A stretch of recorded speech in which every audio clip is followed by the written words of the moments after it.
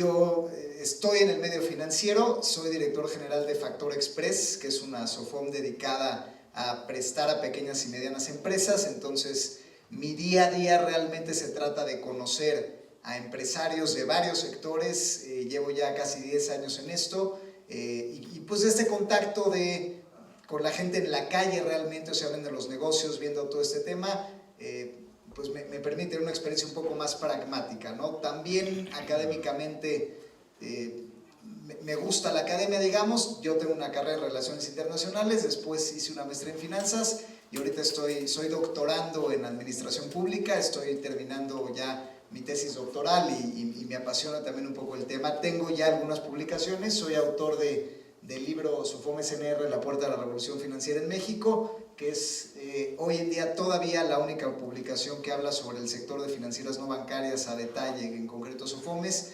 Y bueno, un libro que ya afortunadamente tiene 3 ediciones y pues ahí vamos ya con algo de trayectoria. Y bueno, aquí algunas cosas, también soy analista en Mundo Ejecutivo, que es un medio de negocios, y bueno, un poquito nada más para que conocer un poco la trayectoria, ¿no?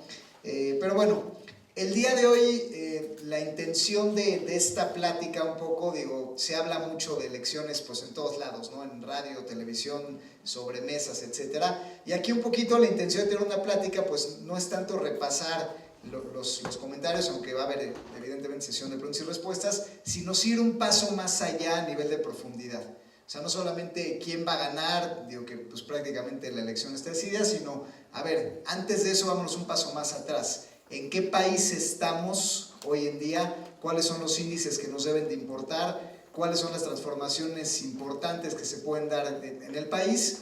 Y bueno, y un poco ver algunas encuestas y algunas gráficas no tan comunes como las que vemos en el periódico, que son encuestas que van a ver de hecho algunas gráficas en inglés, porque muchas de ellas, irónicamente, las investigaciones más profundas sobre México vienen del extranjero, vienen de los bancos de inversión que tienen mucha operación en México, de un Goldman Sachs, de UBS, de Credit Suisse, que son los que realmente hacen investigaciones de un poco mayor profundidad para ver de qué estamos hablando, ¿no? Entonces, bueno, pues sin mayor preámbulo los arrancamos.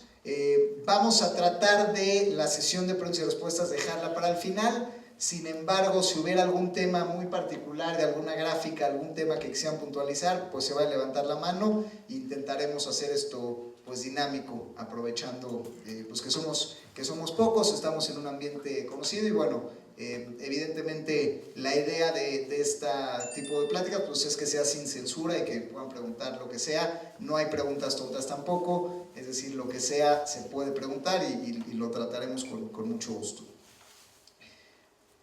Entonces, bueno, lo primero que tenemos que ver, antes que nada, antes de hablar de las elecciones, del cambio que va a haber, es primero ver en dónde estamos parados hoy en día, ¿no?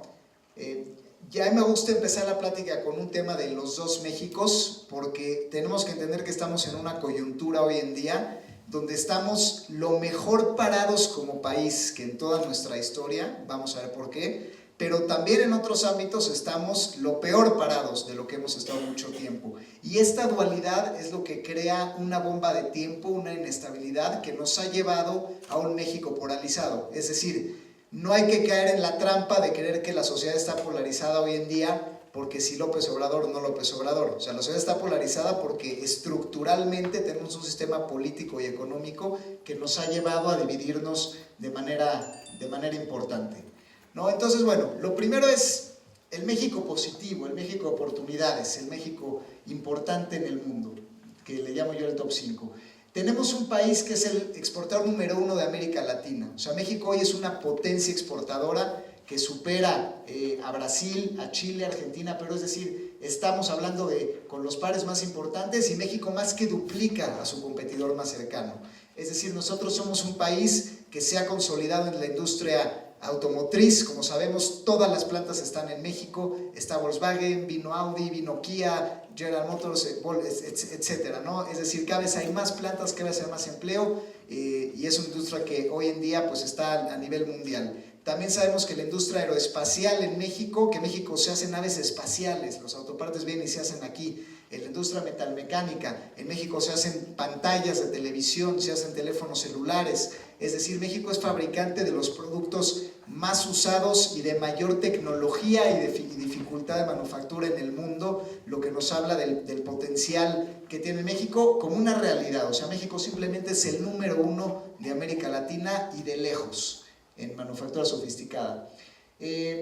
También en turismo México ha ganado lugares importantes. México, aunque siempre ha sido una potencia turística, cabe destacar que de hecho principalmente en el último sexenio México se destacó pasando del lugar 13 al lugar 8 mundial. Estamos en el top 10 de recepción de turismo a nivel mundial, cosa que constituye uno de los 3 principales flujos de entrada de dinero al país, que siempre ha sido históricamente petróleo, remesas y turismo. Cambian de lugar de acuerdo al año, pero bueno, o sea, México es un país donde tiene una buena imagen ante el mundo a pesar de todo lo que pasó y que si los 43 y esto y el otro. México se consolidó como una potencia turística de manera definitiva y cada vez recibe más gente, o sea, cercano a los 40 millones de turistas.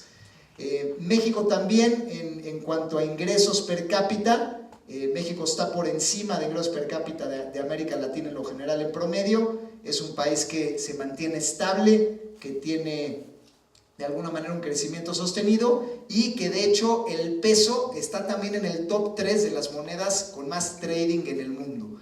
Es decir, en el mundo financiero tú puedes comprar bonos, puedes comprar moneda, puedes especular, puedes comprar fondos de inversión, y México, después de Estados Unidos y China, Japón, a veces se mete entre el top 3 porque es una moneda que tiene una mezcla interesante. Tiene tasas de interés muy altas. En México se paga una tasa de interés, digamos, alta en relación al bajo riesgo, ¿no? Es decir, un treasury en Estados Unidos, que es el bono del tesoro, es digamos la caja chica en Estados Unidos, está entre el 0 y el 1% de rendimiento. Es decir, comprar un bono del tesoro de Estados Unidos no conviene, tiene un rendimiento pues mínimo, ¿no? La gente sin embargo lo pone porque, bueno, se supone que el dólar como moneda es estable y no pierde su dinero en el tiempo. Pero en cambio el peso mexicano, hoy en día los CETES, que es lo equivalente, los certificados de tesorería, están a niveles casi del 8%.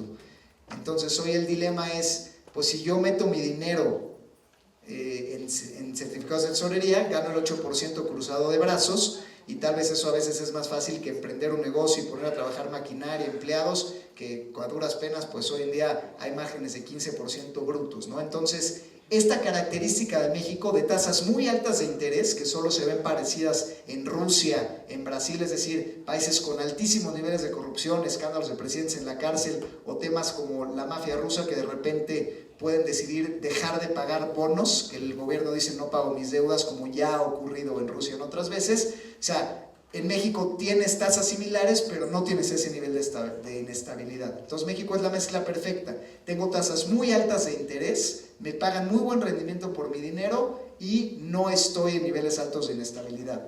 Entonces México por eso pues genera buenos ingresos, es una moneda con mucho trading.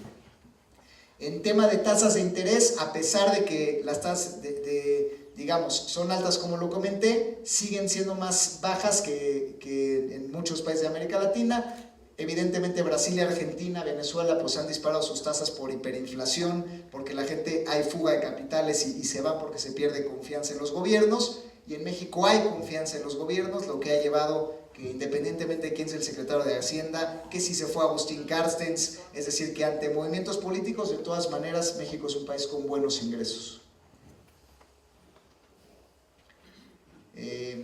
Bueno, la oportunidad entonces, digamos, haciendo un pequeño resumen, ¿dónde estamos? Es que es un país en que estamos en récord en remesas. ¿Cuáles son los récords positivos del país? Estamos en récord en remesas. Están entrando 26,000 millones de dólares al año a México en remesas. 26,000 millones de dólares. Es una locura. Es algo que no tiene paralelos, en que cada vez se manda más dinero, y esto pues alivia muchísimas familias, millones de familias en situación de pobreza que reciben este dinero para subsistencia. Estamos mejor que nunca en turismo. Estamos mejor que nunca en exportaciones. Estamos mejor que nunca en base fiscal, en recaudación de impuestos, que ahorita lo vamos a ver más a detalle. Estamos en récord de cantidad de empresas. Hoy México estamos en una coyuntura de pirámide poblacional que no tiene prácticamente ningún país en el mundo. El promedio de edad en México más o menos es de 26 años. Es decir, ahorita la población en su mayor parte está en edad de trabajar y eso ha hecho que haya por eso más contribuyentes que nunca en la historia y más empresas que nunca en la historia. En México hay constituidas 5 millones de unidades empresariales, 5 millones.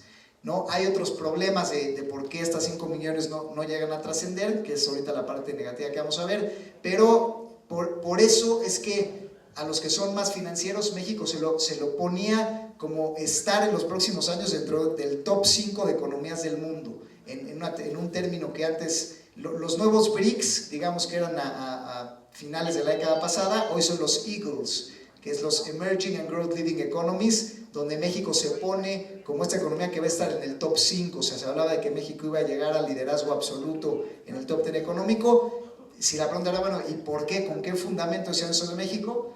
Bueno, pues porque México exporta más que todo el continente de América, o sea, prácticamente excepto Estados Unidos, que todo el continente, porque México tiene más jóvenes que nunca, porque tiene una pirámide poblacional que genera impuestos, que genera recursos, que genera empresas que están en posibilidad de pagar y por lo tanto hay poca población que tiene que ser mantenida, porque estamos con tasas más bajas que el resto, porque estamos dando mejores rendimientos, porque tenemos un ingreso per cápita mayor a otras partes de la población, lo cual pues sin duda ha sido pues muy positivo, ¿no? Y bueno, sin embargo, evidentemente pues eso no es todo lo que el México, ¿no? O sea, hay una parte muy negativa de México que tiene otros récords negativos que se dan en paralelo y eso es lo que crea, como dije, la posición en la que estamos en este momento, ¿no? Digo, primero, pues el tema de inseguridad.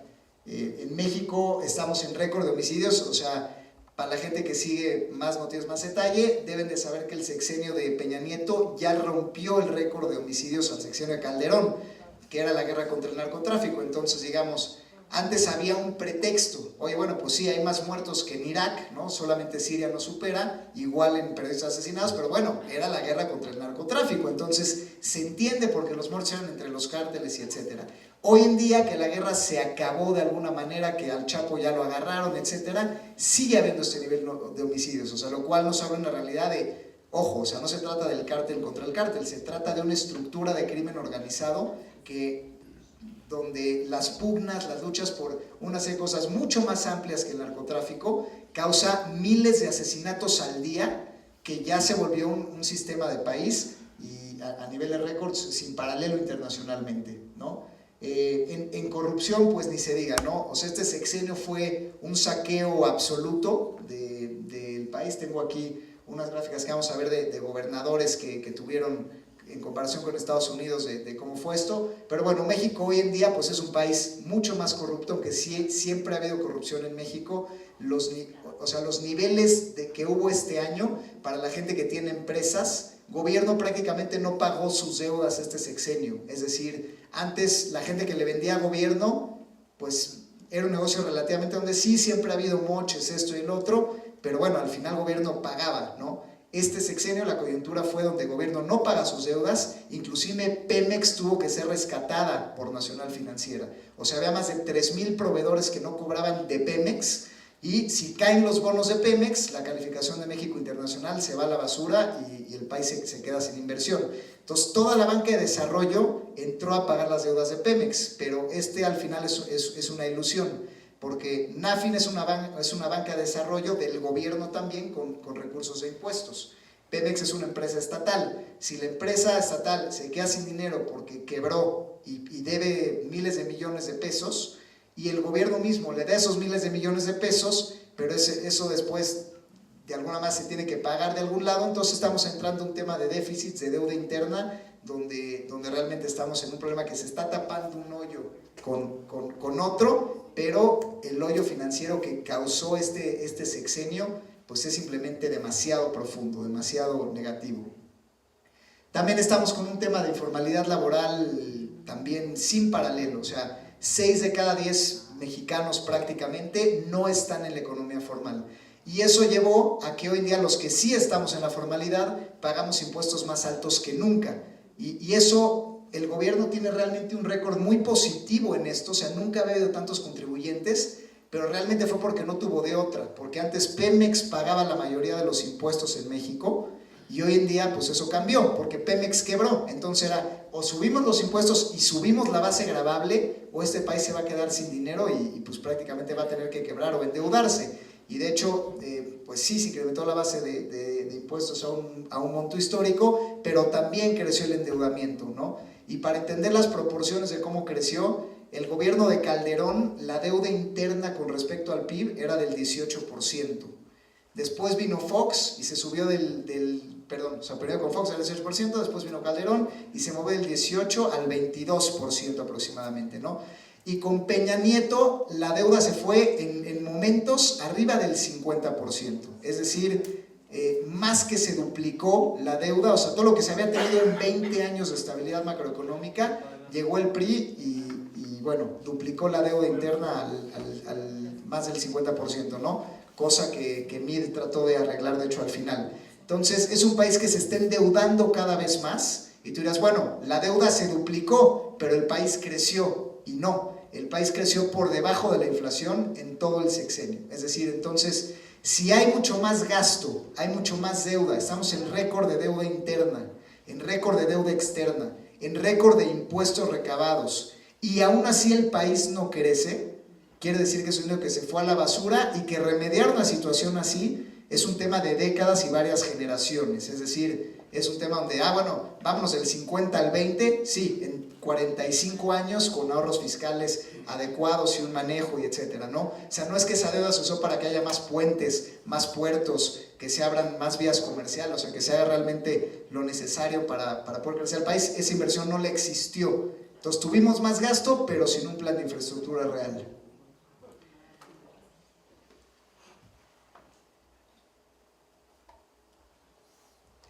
Bueno, esto es lo que les decía del tema de la deuda, o sea, de que llegó a récords históricos. Y bueno, el tema de que en impuestos, efectivamente antes el dinero de los impuestos venía a 35 centavos y después se cayó en 7 centavos, es decir, en la contribución de Pemex a los impuestos cayó en un 50%, cayó a la mitad, lo cual nos dice que pues Pemex se volvió ya no el principal contribuyente, y esto es lo que hizo el gobierno, el gran logro que les comentaba, ¿no? O sea, la base fiscal creció de 38 a 65 millones de unidades que pagan impuestos. Esto es algo que ningún gobierno en toda la historia había podido lograr. Realmente este es el gran logro del sexenio. Y digo, lo hicieron porque pues no tenían de otra, pero es un tema donde no nada más, o sea, el crecimiento además es exponencial, porque no nada más, digamos que creció de 40 a 60, sino que se recauda hasta 20 veces más. Porque hoy en día la facturación electrónica, el tema de perseguir las facturas de alguna manera, operaciones simuladas, el cerrar los espacios del outsourcing, o sea, todas estas medidas que ha tomado el gobierno para cerrar la parte fiscal han dado un resultado tremendo, y gracias a eso México medio se ha sostenido, ¿no? Entonces, bueno, esta es una realidad también, ¿no? Y bueno, el tema de corrupción, que es la otra parte que es realmente muy negativa, pues es esta, ¿no? Digo, además de los homicidios, que ya habíamos hablado también que estamos ya en varias decenas de miles, solamente por detrás de Siria. El tema de la comparación de gobernadores acusados por corrupción, ¿no? O sea, tenemos en México 47 gobernadores acusados, digamos, a cargos de secretarios de estados, y se compara con Estados Unidos, ¿no? O sea, no es nada más un tema de que este sexenio fue sin paralelo en corrupción, sino que además fue sin paralelo en impunidad, ¿no? Aquí estamos viendo que hubo 47 casos, de los cuales ha habido 22 casos investigados y solamente se han detenido a 7, ¿no? Entonces, prácticamente lo que te dice la estadística es que solamente 1 de cada 7 tiene posibilidad de ser detenido, aunque se lleve decenas de miles de millones de pesos, y el detenido normalmente es liberado en el corto plazo o su proceso no se concluye, como es el caso de Duarte, ¿no? Y digo, claro, hay gente que dice, oye, es que la corrupción no es exclusiva de México. Por supuesto que no, en otros países también pasa, en Estados Unidos pasa, pero si hay 9 acusados, hay 9 investigados y 9 procesados, es decir, al final la naturaleza humana, digamos que es la misma, pero esto se trata de un tema de disuasión y motivación. Si tú sabes que tienes una altísima probabilidad de que robes y no te pasa absolutamente nada siendo inclusive un secretario de Estado, pues evidentemente te vuelves un país muy corrupto. Y acá pasó con 2 de los cargos más altos, o sea, pasó con la primera dama, que al final, pues sí, salió a dar su anuncio de prensa y mi liquidación y trató de justificarlo, no le pasó absolutamente nada, y pasó con nuestro secretario de Hacienda, que luego se volvió secretario de Relaciones Exteriores, ¿no? Con Videgaray, que también tuvo su casa, que pagó irregularmente con obras de arte y que no se justificaban los pagos de millones de pesos, y a ninguno le pasó nada. Cuando en Alemania, por ejemplo, se descubrió un caso donde le habían pagado un hotel all inclusive a un funcionario, o sea, ni siquiera dinero a él directamente, y por eso fue un escándalo y lo corrieron. O sea, aquí no corren a los gobernadores, o sea, no, la primera dama sigue siendo la primera dama y el secretario de Hacienda sigue siendo, o sea, él lo cambiaron por temas de Trump, no por temas de su escándalo, y hoy es secretario de Estado. Es decir, aún con corrupción flagrante de tu número uno en finanzas en el país, no te pasa absolutamente nada, eres premiado, ¿no? Y bueno, otro tema, digo, siguiendo esta línea que hemos seguido de los dos Méxicos, pues la parte de, digo, acá se ve como el resumen de lo que ha pasado con los dos Méxicos, ¿no? Tenemos un México donde hay 10 estados aproximadamente dedicados a exportar, que han tenido un crecimiento exponencial en su Producto Interno Bruto, que son aquellos estados que producen los coches, las pantallas de televisión, los teléfonos celulares, todo lo que hemos comentado que es muy exitoso, y los estados, principalmente los del sur, que se dedican todavía a temas pues de frutas, salsas, minerales, agricultura, carne, verduras, estados petroleros, que básicamente llevan rezagados décadas contra el México industrial que lleva creciendo exponencialmente. Entonces, este es el contraste de alguna manera que tenemos, ¿no? Y bueno, al final del día, pues este es un tema estructural, es decir, hay realmente un tema que donde nos pega al final es que México se vuelve un país de manufactura exitoso, pero que no consuma estas dos partes. Digo, este es un ejemplo de lo que pasa, donde México es una potencia automotriz absolutamente, ¿no? Es el país, peleándose con Brasil, que más coches produce en el mundo, y sin embargo solamente existe una institución educativa especializada al tema automotriz, que está en Guadalajara, ¿no? Entonces, esta gráfica nos enseña cómo solamente hay una escuela automotriz, pero prácticamente todos los estados de la República tienen una escuela de manicure y pedicure, es decir, no responde la estructura nacional a los retos que estamos viviendo como país, y esto se desfasa empleos, ¿no? Entonces, ¿qué es lo que está pasando? ¿Cómo llegamos a tener el momento más promisorio en la historia del país y los resultados más decepcionantes? ¿Cómo en el momento en que más dinero hay de impuestos, que las arcas están más llenas,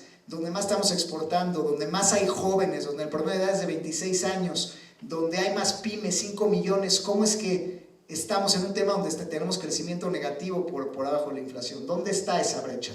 Y el tema es eso, que en México sí existen muchas empresas, casi 5 millones, pero del cual el 95.8% son pymes, es decir, no son grandes empresas. 95 son micros, es decir, prácticamente menos de 5 empleados, o sea, 95 de casi menos de negocio. Hay un pequeñísimo 4% que pasa a tener más de 10. Luego las medianas, de alguna manera ya más de 30, 40 de acuerdo al sector, el 0.3, y nada más las grandes que superan la barrera de los 100 trabajadores son el 0.2. Entonces, si amalgamas pymes, es el 99.8%.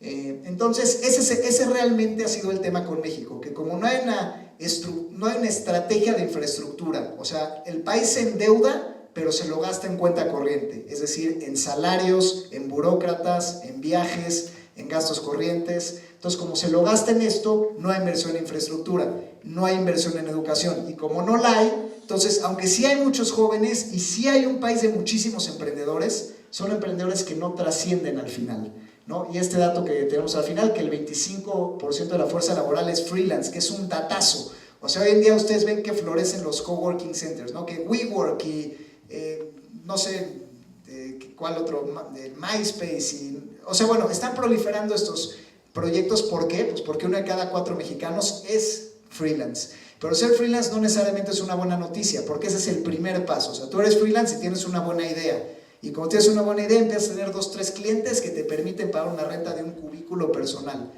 pero si ahí te quedas y si ahí se queda el 25%, pues no pasas a la parte donde creas una marca, donde creces tu estructura, donde patentas, donde creas un know-how positivo y donde trasciendes, ¿no? Y entonces eso hace que nos quedemos siempre en la parte baja de la pirámide económica que no tiene valor agregado. Es decir, México hace todos los coches del mundo, pero nunca ha habido una marca de coches mexicana, o sea, no hay una marca importante.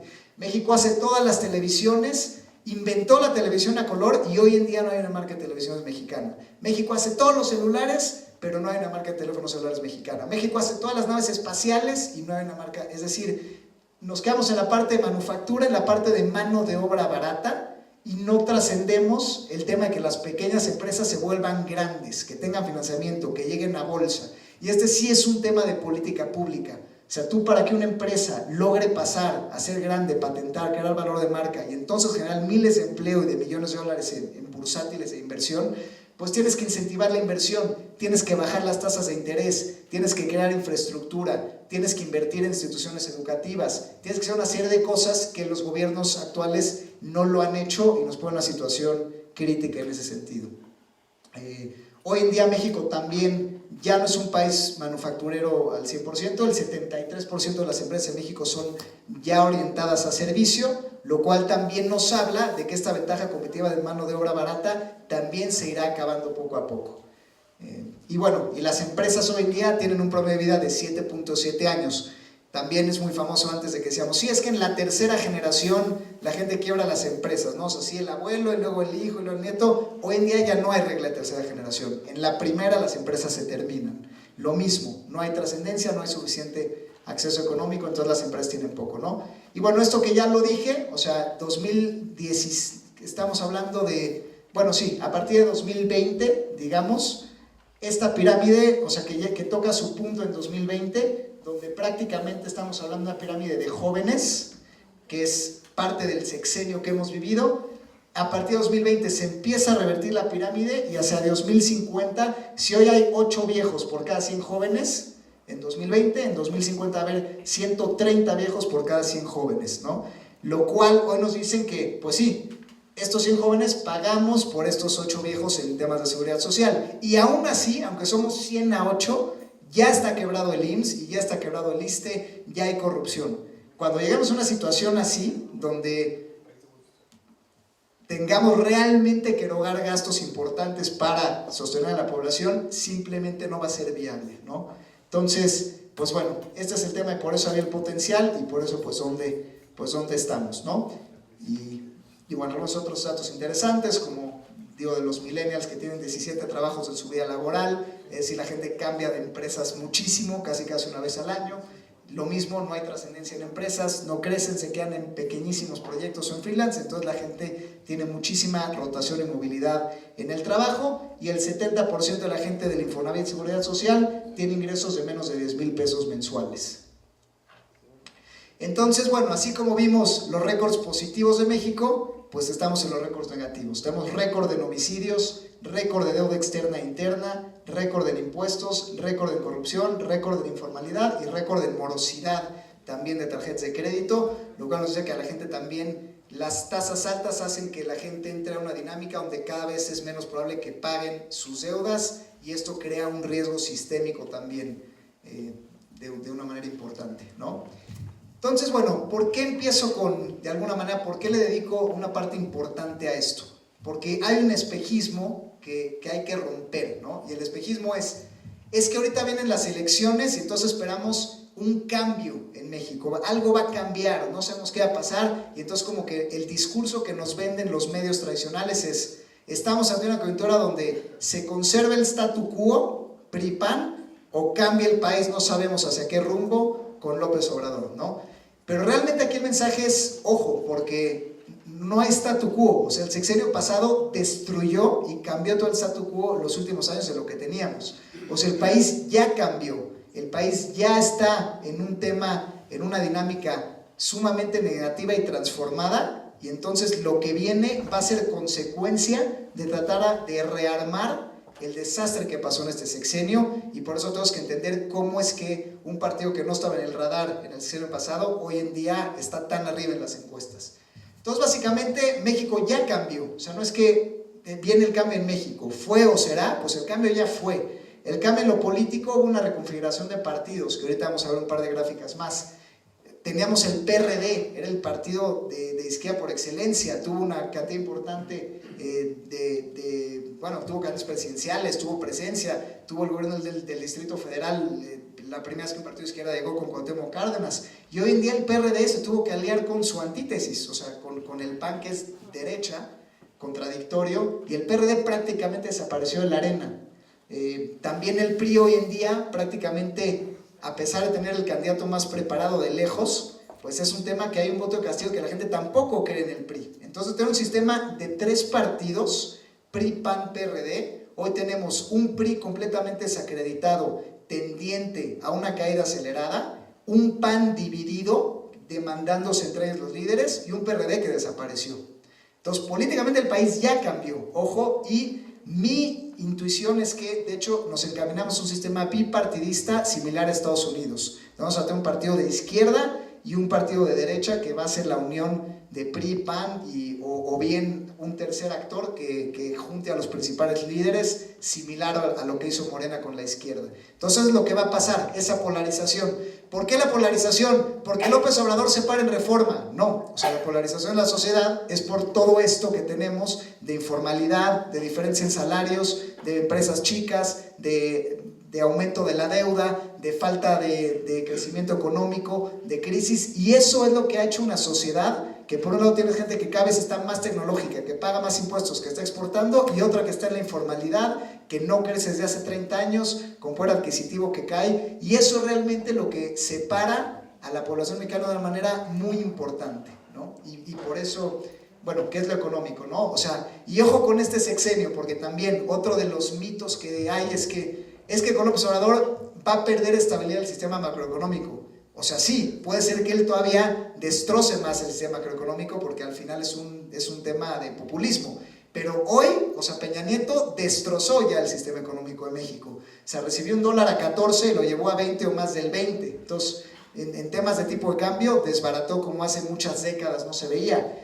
O sea, dices, es que los populistas se endeudan. Pues Peña Nieto se endeudó como populista, o sea, rompió el récord de deuda interna y rompió el récord de deuda externa, y el país está lo doble de endeudado que en prácticamente los últimos 30, 40 años, ¿no? En impuestos récord, o sea, aquí en México se pagan cada vez más impuestos, o sea, la base agregable cada vez pagas más y más y más, y eso ha provocado inflación. Estamos también en inflaciones donde, aunque la oficial es de 5 o 7%, porque Banco de México pues, ha subido tasas, esto y el otro, sabemos que las cosas importantes, es decir, seguros de vida, educación, temas de colegiaturas, escuelas, o sea, han tenido inflaciones de, pues, cercanas al 50 o 100%. O sea, yo mismo vi la colegiatura que yo pagué del TEC de Monterrey hace 10 años y hoy en día está prácticamente al triple, ¿no? Entonces digamos que la inflación no se ha controlado. Tenemos tasas de interés altísimas, o sea, hoy en día tener tasas de CETES al 8%,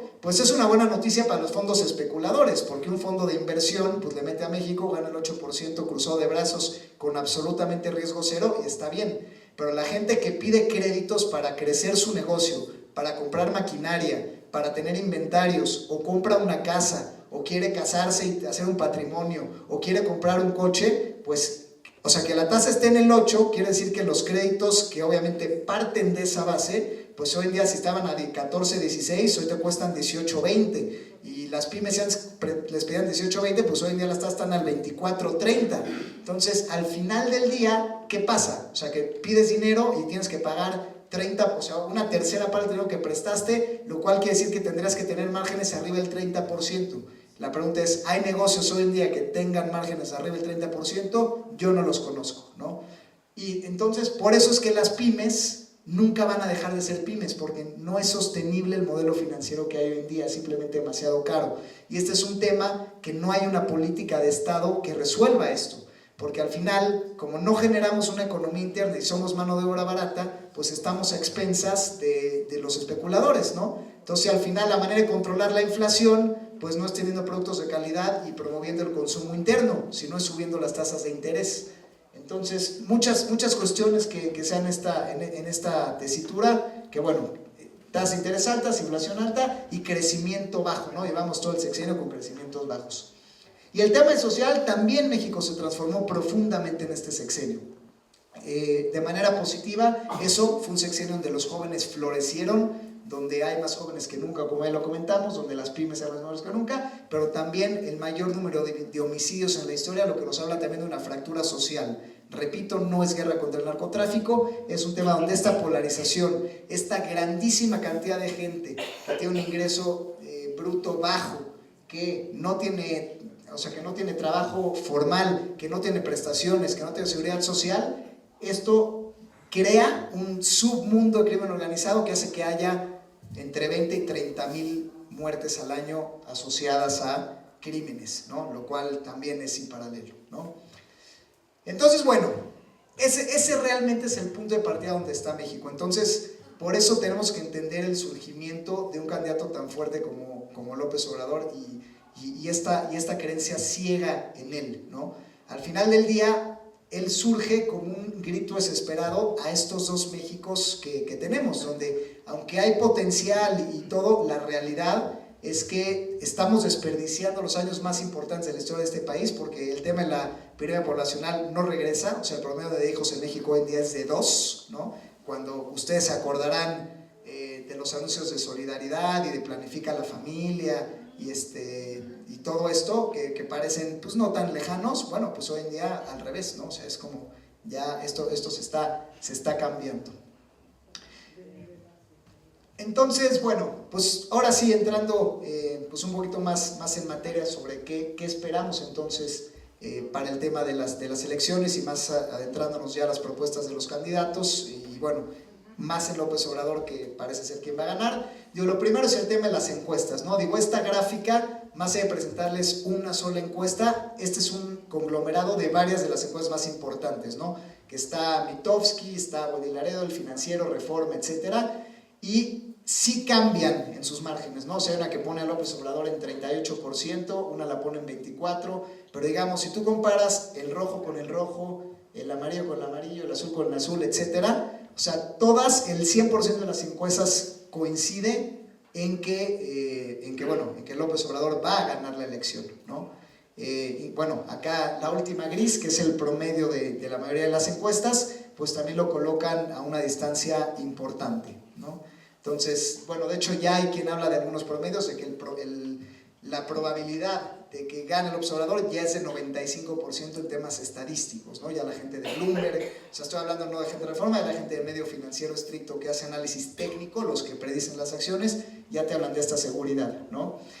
Y bueno, un tema que también hay que llamarnos la atención, y por eso entrándonos un poco más, de cómo votan por edad el tema de las elecciones.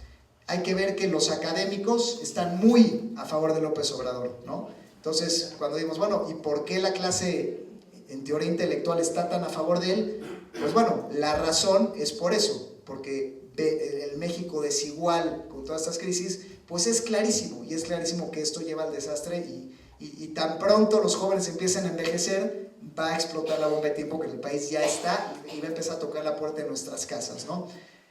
No quiere decir que el observador sea la solución, yo de hecho pienso que no. Sin embargo, por eso es que la gente dice, es que quiero otra alternativa, o sea, porque ya este México no es sostenible y de hecho lo hemos vivido, ¿no? Otra vez están empezando a llegar pues los robos a casas, los asaltos a plena luz del día, el tema de los robos a los negocios, o sea, cosas que normalmente hasta que empiezan a tocar tu puerta es cuando dices, ay, espérate, igual hiciste mala cosa, y desgraciadamente pues en la comunidad además hemos visto ya casos de robos muy comunes a casa habitación, cristalazos súper comunes, robos a negocios, el tema muy triste de los asaltos de gente que viene saliendo del banco, inclusive con disparos, o sea, cosas que ahí es cuando dices, espérate, o sea, ya está tocando mi puerta, no es un tema de guerra con el narcotráfico, es un tema que ya está llegando acá, ¿no?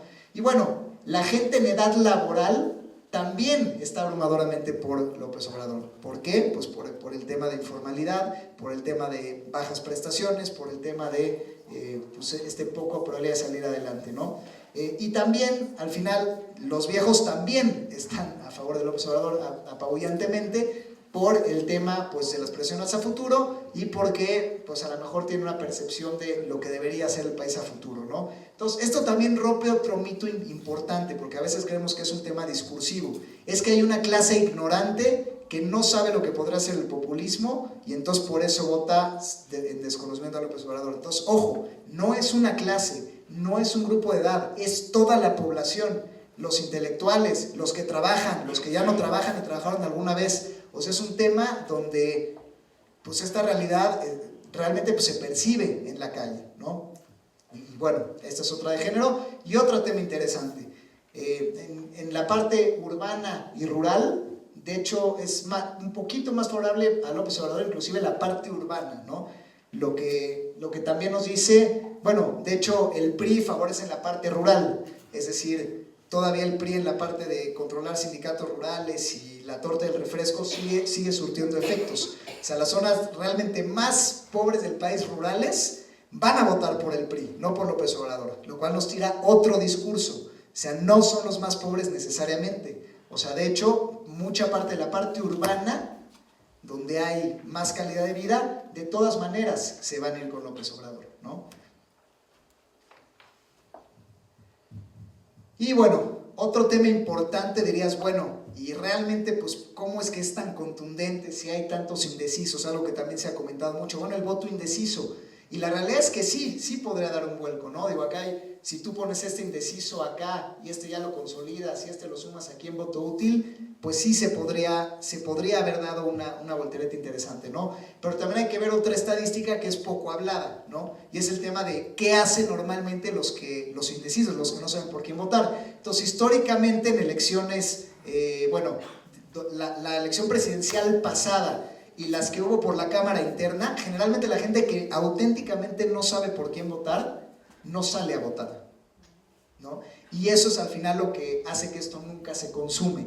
O sea, de hecho tenemos la historia de 2012, que es la gráfica de abajo, donde el 50% no salió a votar, ¿no? O sea, indecisos, decías, bueno, a ver, señores, a votar, de esto sabemos que el año pasado pues la mitad se va a quedar en su casa, decir, no, pues mira, yo no sé, no voy a cambiar nada, entonces no salgo. Igual pasó en las elecciones de midterm de las de 2015 por cámaras y gobernadores, y también tenemos un porcentaje similar donde también el 40% no salió a votar, ¿no? Entonces, realmente por eso hoy las encuestas, en base a cifras pasadas, dan por descontado que aunque sí hay un porcentaje importante de voto no decidido en todos los candidatos, no se va a consumar en un cambio de número significativo, porque históricamente, pues básicamente los indecisos no salen de última hora, no sacan la cara, sino se quedan en su casa y no votan, ¿no?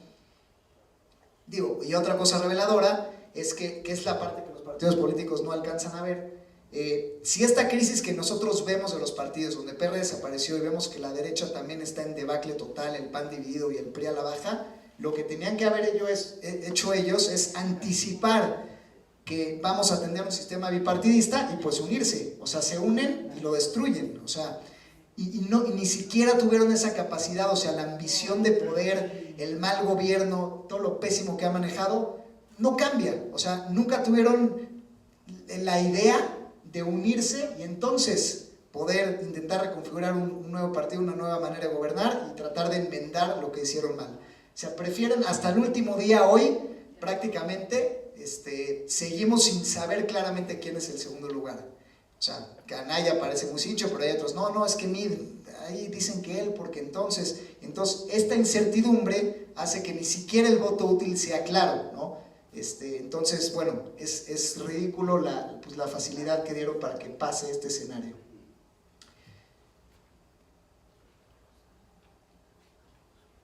Y bueno, un tema también preocupante que va a ser sin precedentes es lo que va a pasar también en las cámaras. O sea, no solamente va a ganar presidente, sino que la presencia de la izquierda en las cámaras va a ser pues apabullante, ¿no? Y lo quiero comparar con lo que pasó en las elecciones pasadas, donde la izquierda como tal, PT y PRD, pues son aquí la parte amarilla, que digamos en el Senado eran más o menos un 15%, y en el Senado realmente tuvieron nada más alrededor de 20 escaños, ¿no? O sea, la gran mayoría la tenía entre el PRI y el PAN, o sea, estamos hablando de un porcentaje de 80-20 y en el Senado también de 85-15, más o menos, ¿no? O sea, donde realmente pues la izquierda, a pesar de que el Obrador también fue segundo lugar, en el Senado estuvo mucho más cargado a los partidos tradicionales, ¿no? Y lo que se prevé, por el contrario, en esta elección, es que pues la izquierda va a tener una participación muy superior, ¿no? O sea, va a tener el 43% en la Cámara de Diputados y el 37% en el Senado, ¿no? O sea, prácticamente si eso se consuma, pues va a ser una mayoría que también nunca se había visto. Entonces tienes un presidente de alguna manera que va a tener un margen de maniobra amplio y sí tiene posturas muy radicales. Otra cosa también que hicieron mal los otros partidos, aparentemente pensaríamos que en redes sociales pues el PRI y el PAN como que ya se las saben de todas porque son los que más experiencia tienen. La realidad es que no. O sea, las métricas que nos enseñan el Big Data en Twitter, en Facebook, en YouTube, o sea, López Obrador les dio la vuelta por mucho a los demás candidatos. O sea, tuvo la mejor estrategia en redes sociales con los demás. Sin embargo, sí fue el candidato que tuvo menor tiempo en televisión. Pero es eso, en eso tampoco supieron evolucionar los partidos, ¿no? Siguieron creyendo que los anuncios en Televisa iban a hacer lo que les iba a hacer a la elección, y no. O sea, a ver, señores, ya cambió el mundo. O sea, redes sociales, ya los presidentes tuitean directamente, y entonces se los comió absolutamente, ¿no? O sea, nada que hacer los demás contra él. Y bueno, este es un indicio más también que sobre la tesis de que vamos a tener un sistema bipartidista. Más allá de que renunciaron o cerraron los candidatos, teníamos, digamos, una serie de candidatos centrados en la derecha, en el tema de globalización, y tenemos un solo candidato que se vende en la izquierda y un tema más proteccionista, ¿no? Entonces, bueno, esto te dice que a futuro pues vamos hacia allá, vamos hacia esta polarización. Por eso lo natural hubiera sido que estos tres se unieran en una sola fuerza para, bueno, pues que haya claridad. A ver, tú eres global derecha, tú eres izquierda proteccionista, y entonces que el electorado tuviera unas opciones reales de qué va a pasar, ¿no? Pero bueno, no lo fue así. Y bueno, este es un tema que, les digo, está en inglés. Voy a tratar de explicar brevemente para no ser tedioso la explicación, pero bueno, para un poco entender entonces hacia dónde van las reformas y qué va a hacer López Obrador en los diferentes temas, ¿no? Los demás al final las podemos saber, pero realmente la que importa es la de él porque es el que va a ganar, ¿no?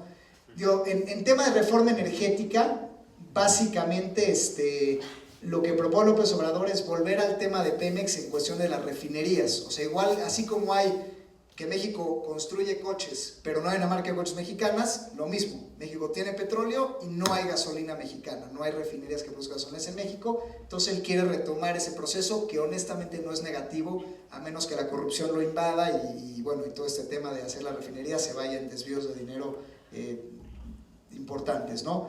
Y también quiere con ello terminar déficits comerciales en energía y en agricultura. Ojo que parte de las manos derechas de estas estrategias económicas es gente inclusive estudiada en el ITAM. Entonces también ya aterrizando en, bueno, ok, ya va a ganar él, ¿qué va a ser los diferentes temas? Aunque él es un planteamiento de izquierda abierto, tiene medidas económicas que tienen tintes de, pues digamos, pensamientos también, pues un poquito más, no neoliberales, pero sí, pues de alguna manera pues más conservador, no necesariamente populistas, por decirlo de alguna manera, ¿no? Y bueno, el único tema que sí es netamente populistas es pues el referéndum para echar atrás la reforma, ¿no? Como es un tema ya legal, él lo que va a decir es: no voy a dar la imagen de que paso por encima de la ley, decir la ley no importa, hago esto. Entonces él le va a dar la vuelta diciendo: no voy a ser yo, vamos a hacer un referéndum de la gente completamente manipulable. Entonces si la gente dice que está de acuerdo en que Pemex haga A, B y C, pues fue la gente la que dijo y yo me encomendé a la gente, ¿no? Entonces la estrategia es populista, pero las medidas que quiere hacer en el sector energía no son necesariamente populistas, son algo que tiene que ver con pues, rescatar de alguna manera el sector energético en México, que hoy en día sí quebró a Pemex, es una realidad. O sea, la reforma energética en México sí ha tenido sus temas de, sí hay más inversión y todo, pero básicamente hoy en día pues todos lo padecemos, ¿no? O sea, subió la luz, subió la gasolina, no hay más investigación y mayor exploración de calidad en agua. O sea, al final del día sí perdimos a nuestro principal contribuyente de impuestos y no ganamos mucho más, mejores tarifas o cuestiones que realmente benefician al consumidor final, sino por el contrario. En el tema del NAFTA, o sea, él promete continuar NAFTA de alguna manera, pero sí tiene la estrategia de quitar a Ildefonso Guajardo, que realmente ha sido un excelente negociador, que es el secretario de Economía actual, y él poner a su propio negociador. Lo que le critica a la gente es, dicen, bueno, aunque tus intenciones son buenas en el tema del TLC, pues realmente como vas a poner un nuevo negociador, vas a tirar todo avance y van a tener que empezar desde cero, lo cual, según las tácticas de Trump, pues no va a ser lo más positivo para la economía, ¿no? Pero bueno, tiene también el tema proteccionista de volver al tema de reducir importaciones y rescatar exportaciones y de alguna manera incentivar nuevamente al campo, ¿no? Que ligado a la política fiscal, él quiere otra vez programas sociales y meter la infraestructura y meter un plan para reducir deuda pública. Entonces, como podemos ver, es un tema mezclado, o sea, porque sí le va a meter mucho a programas sociales, sí tiene un tema un poco proteccionista, pero ese proteccionismo también hay que ser conscientes de que no es tan malo necesariamente, porque por lo que ya vimos, por eso es importante ver la parte anterior y no nada más ir directo a las encuestas de qué va a ganar, o sea, hay que ver en qué México estamos. Si estamos en un México con informalidad, que no crece, sin patentes, con empresas chiquititas de una persona, pues bueno, o sea que al final hay un plan de infraestructura realmente de 4% del PIB, que se impulse que haya refinerías, que se impulse el apoyo al campo y que se impulse reducir las importaciones y reducir el déficit fiscal y comercial, pues sí son medidas que sí necesita el país, ojo, ¿no? O sea, sí, México sí necesita llegar a esas medidas. Bueno, el tema de negocios básicamente es impulsar a los bancos de desarrollo, que hoy la banca de desarrollo es una basura, o sea, Financiera Rural, FIFOMI, todo eso es banca de desarrollo que se desarrolló para los años 70 y que aunque México ya ha pasado 50 años, la banca de desarrollo se ha quedado igual y estancada, ¿no? Entonces al final sí es importante reformar la banca de desarrollo. Se habla bueno, estimular la creación de bancos comerciales para los préstamos y de alguna manera pues bueno, tener planes realmente específicos para cada empresa, ¿no? Que esto es diferente con un enfoque general de estamos enfocados en las pymes y Pepe y Toño, que también han sido discursos fallidos, ¿no? Donde se impulsa mucho la idea de que es muy padre ser emprendedor, pero al final son programas que no funcionan porque lo que necesita México no es nada más el discurso de ideas, sino realmente trasladar eso a una política financiera, educativa y de infraestructura donde esas empresas puedan llegar a consolidarse, ¿no? Entonces, pues es otra, ¿no? Y bueno, o sea, concretamente, ¿qué va a hacer López Obrador en las reformas? En la reforma energética va a ser el referendo de que la gente decida, tirándole a volver un poco a ganar terreno para Pemex nuevamente, que va a ser dejemos de comprar gasolina y volvamos a intentar hacer gasolina propia. En la reforma educativa, él sí la va a echar para atrás, o sea, lo que es claro, o sea, porque él quiere tener un buen trato con los sindicatos de los maestros. Y hoy en día, lo que se logró con la reforma educativa fue tener una política de evaluación a pesar de los sindicatos, pero él como es parte importante de su base electoral, hay que ser claros que sí la va a echar para atrás, eso sí lo podemos esperar. El tema de la reforma política, pues bueno, ahí sabemos que él sí va a implementar casos radicales, como el tema que quiere acabar con las pensiones de los presidentes, va a bajar salarios, va a ser en teoría mucho más agresivo con persecuciones, que de alguna manera pues podría ser algunos tintes positivos. Es lo que se espera realmente de su discurso de honestidad, pues es que esto funcione y realmente la corrupción baje. Y el tema de la seguridad social, ahí es un tema quizá de los más delicados porque él plantea pues subir el salario mínimo de manera importante y dar cobertura médica a una parte más importante de la población, ¿no? Y bueno, ahí es la gran incógnita realmente porque hoy están quebradas las instituciones de seguridad social con lo que tienen y si tú además le pides que tengan más cobertura, que atiendan a más gente y que tengan más costo para las empresas, pues esto, o sea, tiene dos salidas, ¿no? O que realmente las empresas se formalizan, se termine el outsourcing, lo que lleva a que las empresas paguen mucho más carga social, tengan una vida todavía mucho más difícil, y ya con la carga de impuestos se vuelve un tema de una rispidez con los empresarios, o bien los empresarios le vuelvan a buscar salida de que ya no puedo yo con tanto gasto y entonces para fortalecer la cobertura y aumento de salario que quiere, recurra a deuda externa y entonces eso haga que el dólar siga subiendo, que la inflación siga subiendo, que haya más inflación, suban las tasas de interés y que México se meta en una crisis económica aún más profunda, ¿no? donde pues es esto donde pues sí, tiene algunas cosas positivas de fortalecer la economía interna, pero muchas negativas. Y bueno, pues ya para terminar, algunas cuestiones interesantes de su gabinete, de lo que podemos esperar de él. Lo que decía Carlos Manuel Ursúa, que va a ser el secretario de Hacienda, bueno, él es del TEC de Monterrey, tiene de alguna manera, sostiene el crecimiento del Producto Interno Bruto focalizado en programas para aliviar la pobreza, pero también poner caps en deuda, es decir, hacer que el gobierno no se endeuda de manera ilimitada, como ahorita ha pasado, que en Estados Unidos sí hay techos de deuda, inclusive el gobierno han escuchado que el gobierno de Estados Unidos deja de ir a trabajar porque ya no hay presupuesto y pues no puedes pedir más deuda. En México no, hoy en día puedes pedir deuda ilimitada, que fue lo que le dio rienda suelta a Peña Nieto. Entonces plantea poner eso, que podría equilibrar esta parte negativa de las políticas sociales. El secretario de Economía, igual, pues él se manifiesta abiertamente por pro-free trade, o sea, apoyar el NAFTA, pero también tiene una estrategia de desarrollo interno, o sea, sí, lo que sea el NAFTA, pero nosotros también internamente también proteger productores locales, que es lo mismo que está haciendo Trump, o sea, ahí ojo porque luego dicen, o sea, pareciera que Estados Unidos es muy liberal y México no, pero de hecho, al revés, lo que nos ha pegado es que los otros países sí protegen con subsidios su campo, sí exigen que cada vez tengan más productos nacionales, o sea, Trump de hecho, su política ha sido completamente proteccionista y por eso tiene tanta rispidez hoy en día, pero Trump lo que ha hecho es crecimiento de Estados Unidos a niveles, otra vez que no se ha visto en mucho tiempo, desempleo a niveles mínimos, y recibió muchísima inversión de regresos, bajó impuestos, es decir, lo hizo competitivo al ser proteccionista, y es un poco lo mismo que plantea el gabinete económico de López Obrador. Y bueno, el secretario del Interior, lo que es el secretario de Gobernación, lo equivalente, plantea un tema pro derechos humanos, que a México honestamente no le vendría nada mal.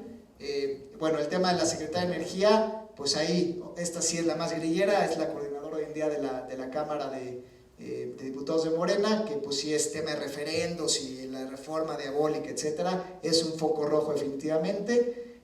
Bueno, tenemos aquí de política exterior a alguien de la UNAM, que pues también apoya el NAFTA de alguna manera, y bueno, y Jesús Adecuri, que también, pues digamos, o sea, tiene cierta exposure internacional. Él de hecho va a ser el principal negociador del NAFTA, que también es una persona pro globalización, que ha trabajado en el extranjero, que tiene grados económicos en universidades de Estados Unidos, y también se espera algo positivo, ¿no? Entonces, en resumen, lo que podemos esperar de López Obrador, digo, además de analizar todo lo que pasó, es que sí va a tener políticas socialistas que sí son de alto riesgo y que sí pueden causar esta espiral, este círculo vicioso que es deuda, más inflación, subida de tasas de interés, dinero más caro, empresas con más trabajo, más que les cuesta más trabajo de salir adelante, menos consumo, menos crecimiento, que es la dinámica básicamente que vimos en el sexenio de Peña Nieto, pero tiene algunas cosas que también pudieran ser positivas, ¿no? Como vamos a comprometer un porcentaje del PIB a la infraestructura,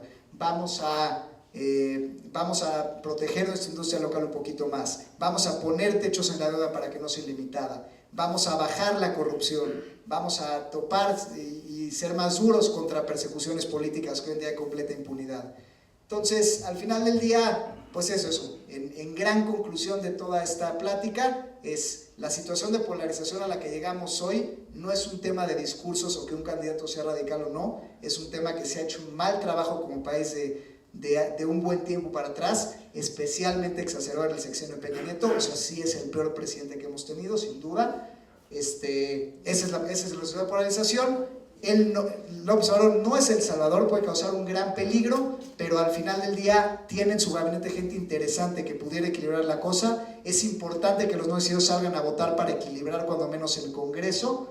Y bueno, pues apostarle a que realmente pues, la sociedad civil tenga un papel más activo para, pues, digamos, no permitir nuevamente que los gobiernos tengan este margen de maniobra para pues, hacer del país lo que sea, ¿no? Porque realmente nos quedan pocos años donde los jóvenes dominamos el país de alguna manera y después pues esto se va a empezar a revertir y vamos a caer en un tema pues realmente más delicado de inviabilidad si es que no se hace un cambio de fondo, ¿no? Entonces el país ya cambió, pero cambió para mal y o sea, y ahorita lo que necesitamos es que se revierta esto para realmente poder salir adelante como país.